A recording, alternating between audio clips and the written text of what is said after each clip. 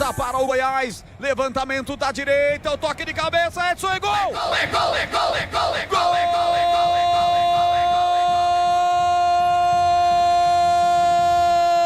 Gol do Goiás! Esporte Clube, eu sou Goiás e vou vibrar. Edson, camisa 19, o zagueiro.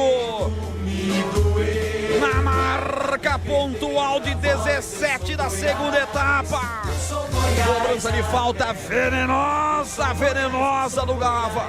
Levanta na cabeça do zagueiro Edson, que no segundo pau cumprimenta de cabeça. O estilo clássico de manual de almanaque. A bola pro fundo do gol de Pedrão.